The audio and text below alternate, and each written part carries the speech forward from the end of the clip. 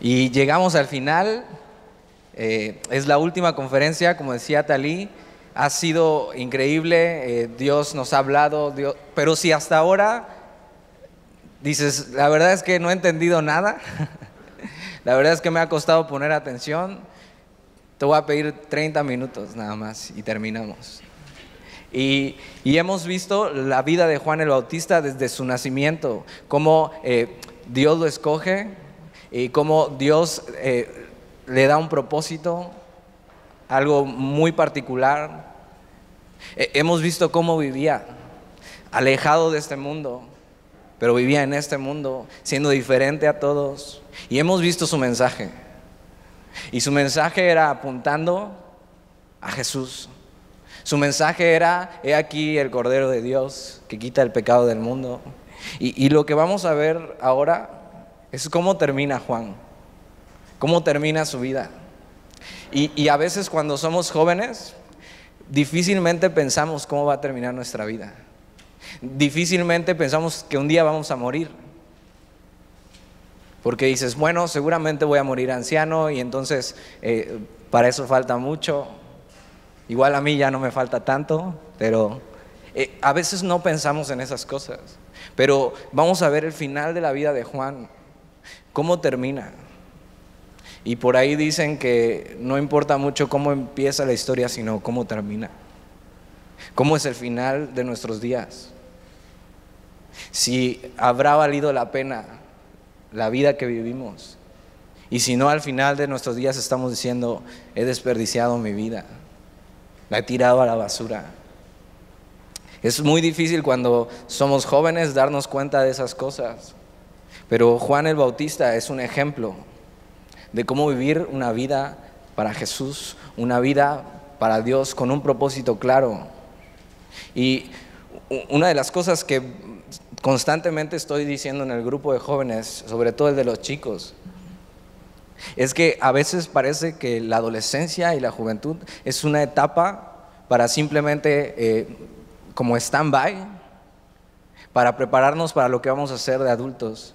Y entonces a veces hasta nos dicen, bueno, tu única obligación es estudiar y ya con eso. Pero lo que hemos visto durante toda esta conferencia es que no, es que siendo jóvenes, desde que nacemos, Dios quiere darnos un propósito específico. Y lo que hemos visto es un Juan ya grande, un Juan ya adulto, predicando el evangelio, no tratando de agradar a nadie. Porque su mensaje para algunos podría ser muy duro. A nadie le gusta que le digan, arrepiéntete. Necesitas arrepentirte, estás mal en tu vida. Pero el mensaje de Juan y por cuál Juan lo hace tiene un porqué.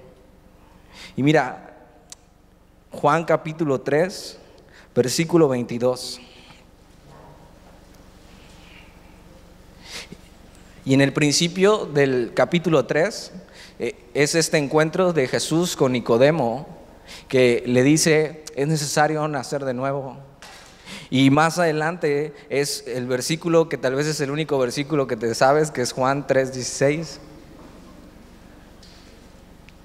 Y Jesús está explicando el evangelio, que de tal manera amó Dios al mundo, que entregó a su Hijo para salvarnos, para que nadie se pierda. Pero en el capítulo 3, versículo 22, nos va a relatar una de las partes más cruciales en la vida de Juan. No la última, pero sí de las más cruciales en la vida de Juan. Y mira, capítulo 3, versículo 22. Dice, después de esto que te acabo de decir, vino Jesús con sus discípulos a la tierra de Judea y estuvo allí con ellos y bautizaba.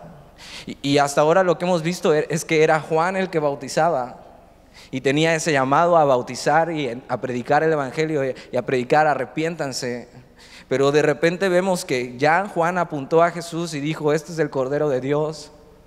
Y entonces vamos a ver un Jesús que va aumentando en popularidad y ya tiene discípulos y ya bautiza. Pero Juan también bautizaba, y mira lo que dice el versículo 23. Y Juan bautizaba también en Enón, junto a Salim, porque había allí muchas aguas y venían y eran bautizados.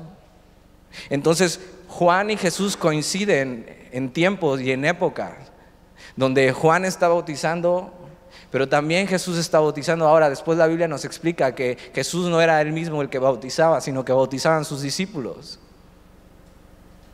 Pero coinciden en su vida, en el ministerio de uno y en el ministerio de otro. Y puedes decir, bueno, ¿y eso que tiene? Versículo 24, porque Juan no había sido aún encarcelado. Y ahí nos arroja algo: Juan va a ser encarcelado. Sabemos un poco ya del final de la vida de Juan. La vida de Juan, vamos a ver que va a acabar en una cárcel. ¿A alguien aquí le gustaría acabar en una cárcel? Levante su mano. ¿Tú? Todos voltearon, ¿eh? A nadie le gustaría terminar así sus días. Pero Juan va a tener que ser encarcelado, porque Juan ha decidido seguir el propósito que Dios ha puesto en su vida. ¿Por qué Juan haría eso? ¿Por qué llegar hasta esos extremos? Podrías decir. Y lo que vemos una y otra vez en la Biblia es hombres entregando su vida por esta causa, por este nombre. Y dices, ¿por qué? Hoy en día vivimos en una cultura donde no nos encarcelarían por hablar el evangelio, donde nuestra vida realmente no corre ningún peligro físico. Pero Juan, lo que vemos es que va a tener que ser encarcelado por esto. Versículo 25. Eso es lo que le espera a Juan. Y vemos esto. Entonces la reputación de Jesús empieza a crecer y Jesús ya tiene seguidores, y la reputación de Juan, ¿estás de acuerdo? Juan, a pesar de cómo era y a pesar de cómo se vestía, era casi una celebridad. Todo el mundo lo conocía, para bien o para mal. Unos decían, ahí viene este raro, loco, vestido de piel de camello. Posiblemente dirías, qué oso con su manera de vestir. Pero era conocido y tenía seguidores. Si Juan tuviera Twitter, tendría la palomita esta azul. Tenía seguidores, a pesar de cómo era, a pesar de cómo se vestía. Y lo que vemos es que Jesús empieza a tener seguidores y empiezan a tener multitudes que van tras él, y entonces se están bautizando. Versículo 25. Entonces hubo discusión entre los discípulos de Juan y los judíos acerca de la purificación. Lo que empieza a pasar es que al ver que Jesús va ganando popularidad, ven y son discípulos de Juan y ven esto, y entonces el tema o la discusión se centra en de quién es más importante, el bautismo o la purificación, de Jesús o de Juan. Lo que está pasando aquí es que se están preguntando, ¿quién es más importante? ¿Juan o Jesús?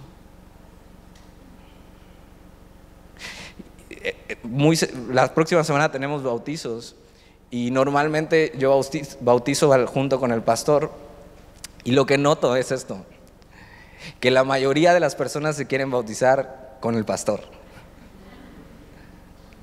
Lo que no saben es que el pastor te va a meter en la ola más dura que venga y vas a salir todo despelucado. Pero de alguna manera, no sé, piensan que el bautismo que hace el pastor es más importante que el otro. Y aquí la pregunta es, ¿de quién es más importante el bautismo? ¿Quién es más importante, Jesús o Juan? Y a veces esa discusión es interna. ¿Quién es más importante, Jesús o yo? ¿Quién tiene prioridad en mi vida, Jesús o yo? O a veces en la escuela esa discusión se hace presente. ¿Quién es más importante, Jesús o tú? Y empieza esta discusión y se hacen esta pregunta y dicen, o sea, ¿por qué Jesús se está bautizando? O sea, ¿qué onda, Juan? Estás perdiendo seguidores, estás perdiendo foco. Jesús te empieza a quitar un poco. Versículo 26.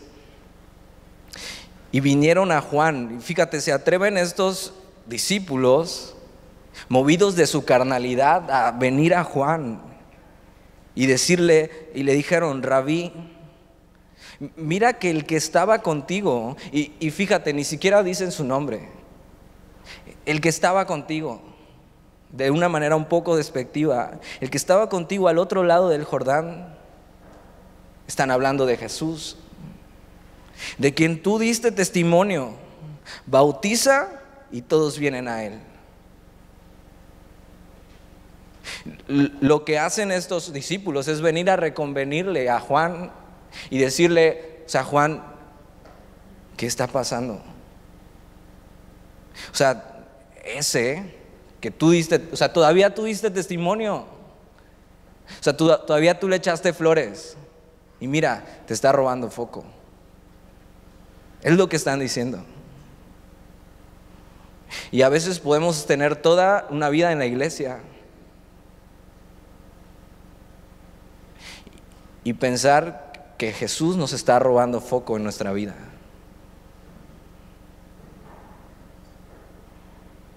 Y lo que les dice es esto, o sea, tú diste testimonio de Él y ahora mira, todos vienen a Él, tienen celos y tienen envidia de Jesús. De repente puede ser que no lo digas, puede ser que ni siquiera creas que lo estás pensando. Pero hazte esta pregunta, ¿quién es más importante en tu vida y a quién estás dejando brillar?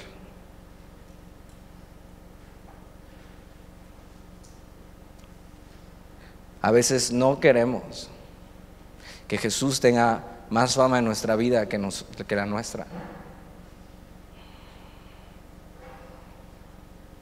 Y vienen estos movidos de su carnalidad, ensimismados totalmente. Esta palabra que usa la Biblia de ensimismados es estar en sí mismo. Pensar que todo se trata de ti. Pensar que eres el centro del universo. Y voy a darte una noticia, no lo eres.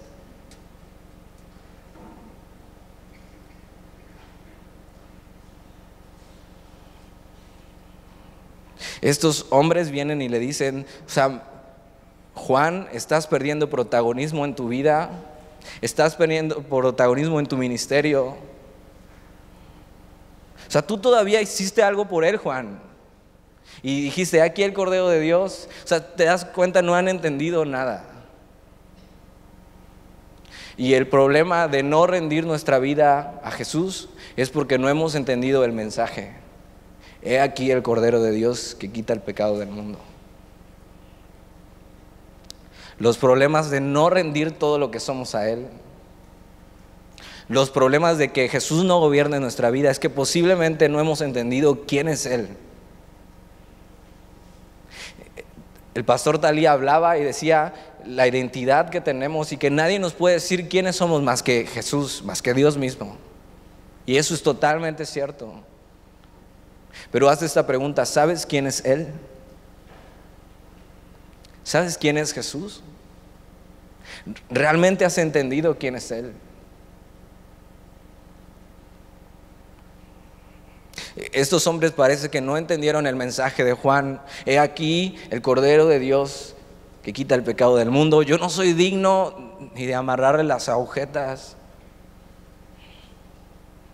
Y tienen celos y tienen envidia y están ensimismados.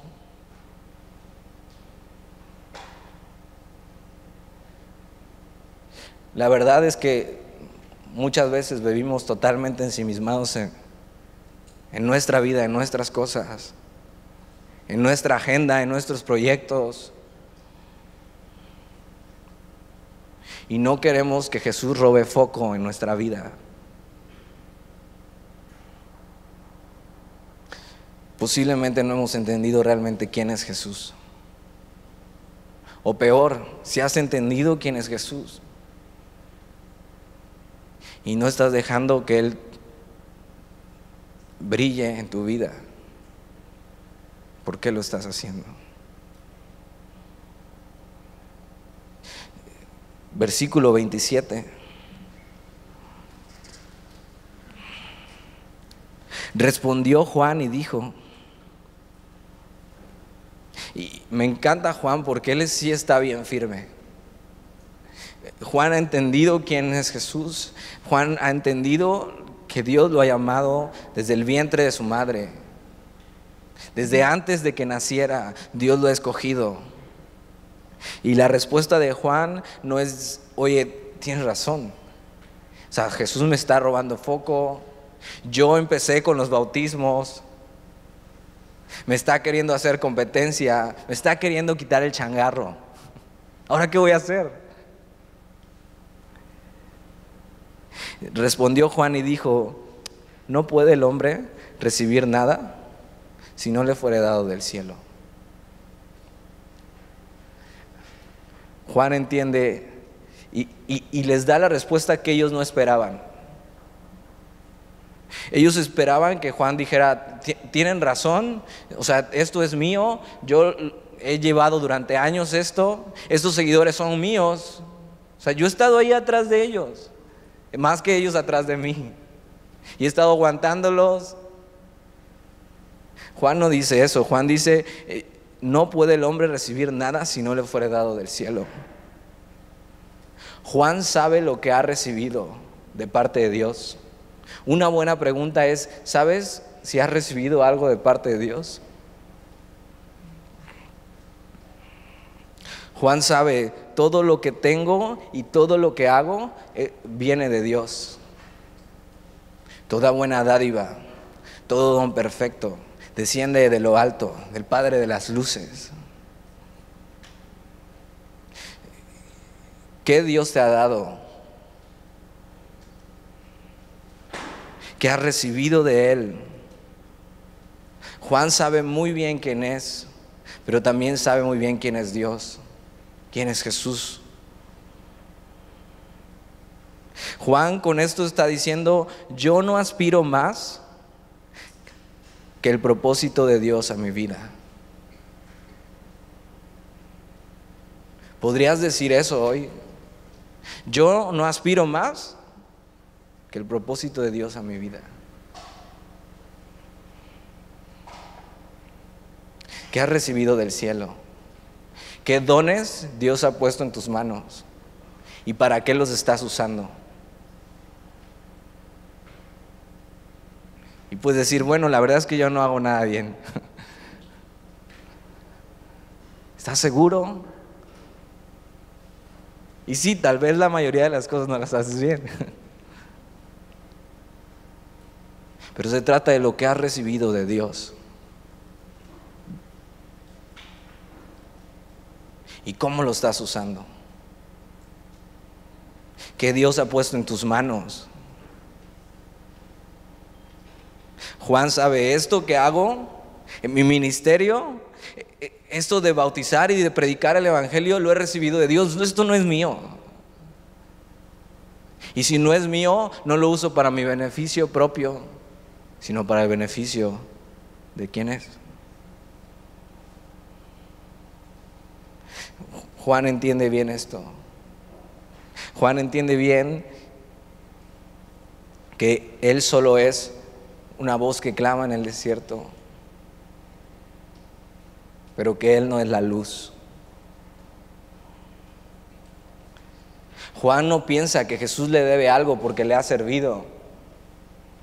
Juan solo aspira a cumplir el propósito de Dios en su vida, porque ha entendido bien quién es y ha entendido bien quién es Dios.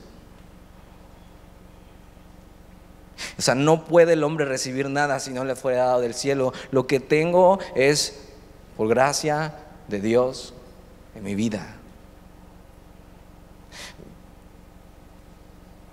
Versículo 28. Y les repite esto, dice, vosotros mismos me sois testigos de que dije, yo no soy el Cristo. Yo no soy. Es crucial que entiendas quién es el Cristo. Es crucial que entiendas quién es Jesús.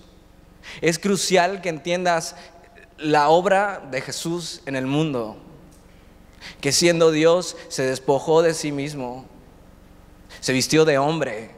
Tomó forma de siervo y fue a la cruz para que tú y yo fuéramos perdonados de nuestros pecados y tuviéramos una vida eterna con Él.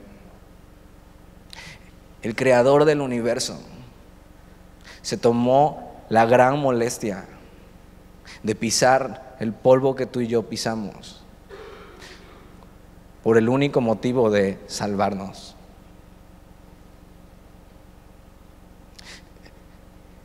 Si me pongo a meditar en eso, voy a acabar aquí hecho un mar de lágrimas. ¿Por qué Jesús haría eso? Juan sabe que él no es el Cristo, pero sabe quién es el Cristo y sabe qué significa el Cristo. El Cristo es un título que se le daba al Mesías, el Mesías esperado. El Mesías que decía que iba a salvar a su pueblo. El Mesías era la única respuesta, el único Salvador. Si no has entendido quién es Jesús y quién es el Mesías hasta este punto, tienes que saber esto: el creador del universo se hizo hombre para salvarnos. Es la historia de amor más hermosa. No vas a encontrar una serie en Netflix con una historia de amor más hermosa que esta. Dios haciéndose hombre por salvarnos, entregándose. Juan dice, miren, yo no soy el Cristo. Yo no soy el creador del universo. Yo no soy el que sostiene la creación con su mano. Yo no soy el que en el Génesis dijo, hágase esto y se hizo. Yo no soy aquel que en la plenitud lo llena todo en todos. Yo no soy el Cristo. ¿Por qué tendría celos y envidias de alguien como Él? Dice, vosotros mismos me sois testigos que dije, yo no soy el Cristo, sino que soy enviado. Cristo enviado. Si entiendes eso, si sales de aquí entendiendo eso, ¿quién es Cristo y quién soy yo? Un enviado. Dice, soy un enviado delante de Él. Juan sabe que su propósito en esta vida es anunciarle. ¿Ya sabes cuál es el propósito de Dios a tu vida?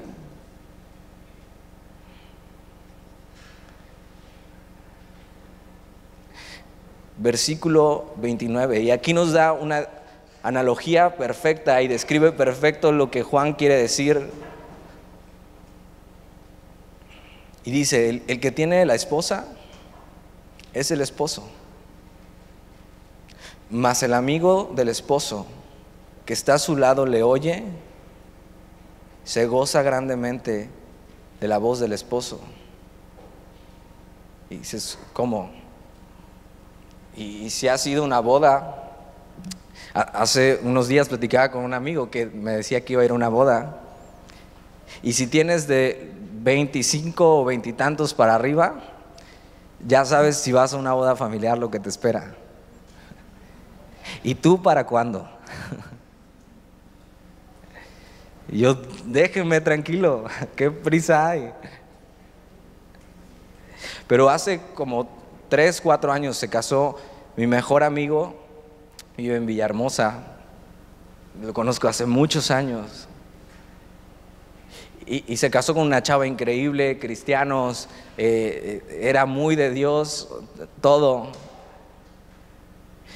y se casaron y fui a la boda, y era esto, el amigo del novio.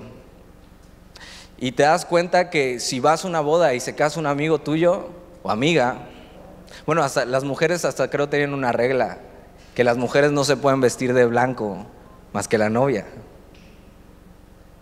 ¿Por qué? Porque ellas no son el centro de la fiesta. Por lo mismo, yo no podía irme vestido mejor que el novio. ¿Qué tal si se confundían y me casaban a mí?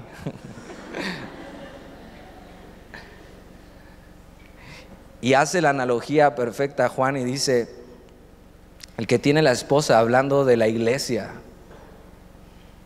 Una y otra vez la Biblia nos habla que la esposa de Cristo es la iglesia. Dice, el que tiene la esposa es el esposo, hablando de Cristo. Mas el amigo del esposo está hablando de él, de Juan. Y qué bonito título. Juan está diciendo, yo no soy el centro de la fiesta, pero soy amigo del esposo.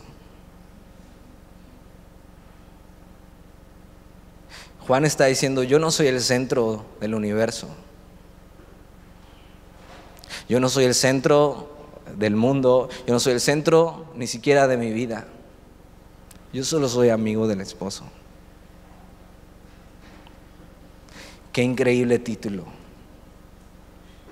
Dice, el que tiene la esposa es el esposo, mas el amigo del esposo que está a su lado le oye y se goza grandemente de la voz del esposo.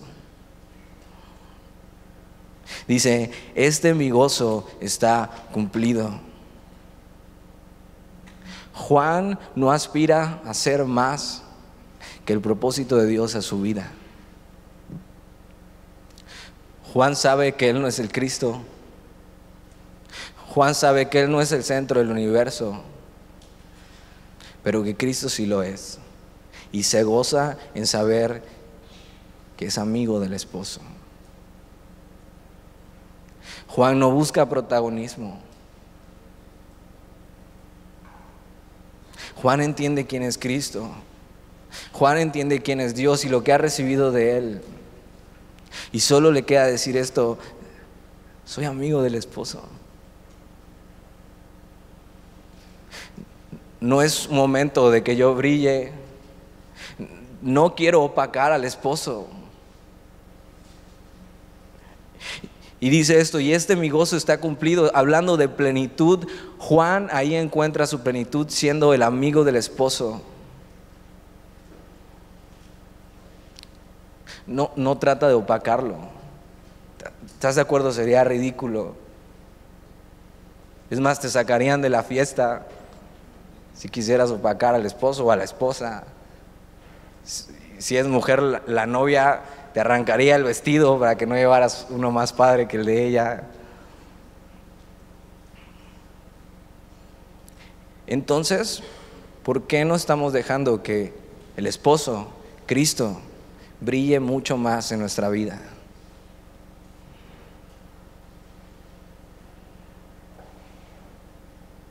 Entonces, ¿por qué a veces preferimos vivir nuestra vida sin que Él sea realmente el centro?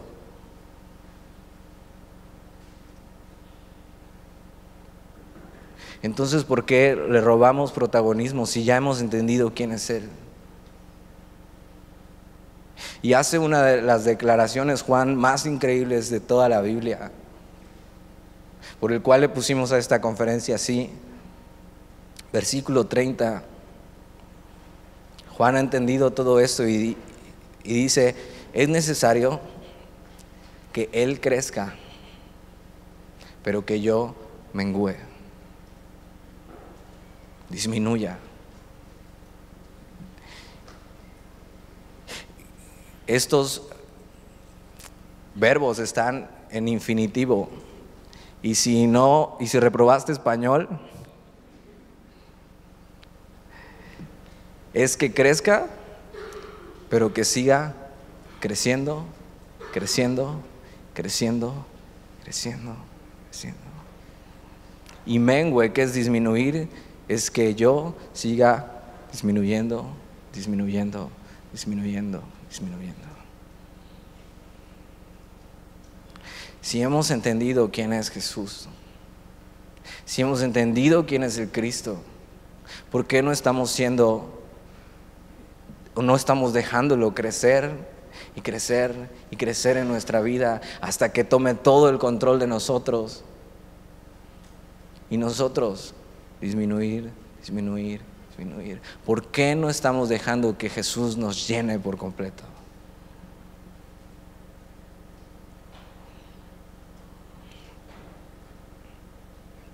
¿Por qué no estamos dejando que Jesús brille? ¿Por qué no estamos dejando que Jesús sea el centro de todo? Que Jesús nos llene con su plenitud. Hasta la palabra plenitud que veíamos aquí es eso, que se llena el vaso y rebosa. Juan lo que dice, lo que yo necesito en mi vida es más Jesús y menos yo. Si he entendido quién es Jesús, yo quiero más de Él. Quiero todo. Quiero que me vacíe.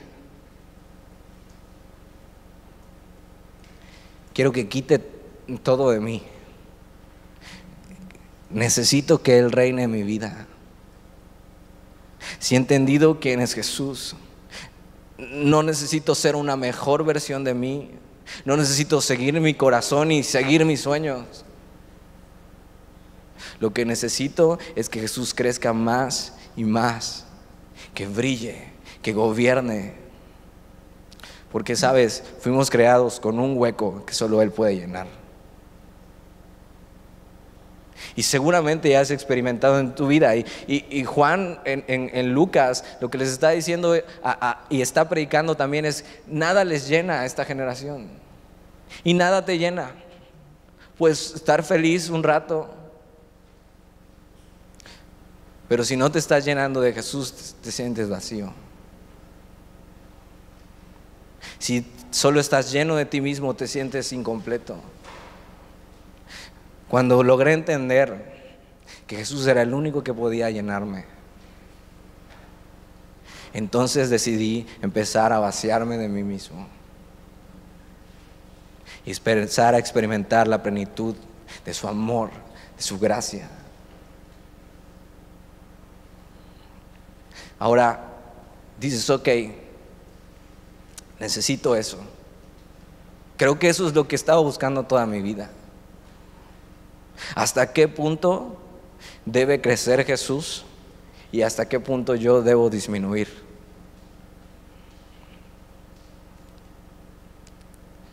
Juan al final de su vida nos dice cómo y hasta qué punto. Al final de su vida ya vimos que Juan es encarcelado y hay alguien que estaba totalmente contra Juan y pide su cabeza. Y como regalo, Herodes le entrega su cabeza en un plato. Y así muere Juan. No solo dijo con sus labios esta declaración: es necesario que Jesús crezca,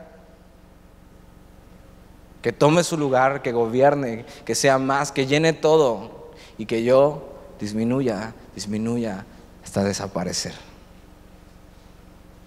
Pero mira esto, la cabeza de Juan terminó en un plato como una ofrenda para una mujer perversa, pero delante de Dios su vida fue una ofrenda como olor fragante. Todos estos hombres que entregaron su vida por el Evangelio es porque sabían quién era Jesús, porque sabían que Él era el único que podía llenar sus corazones.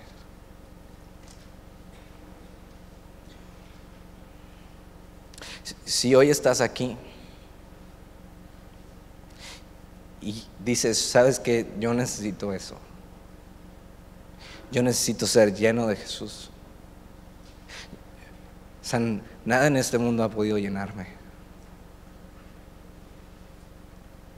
Yo necesito eso, más de Él y menos de mí.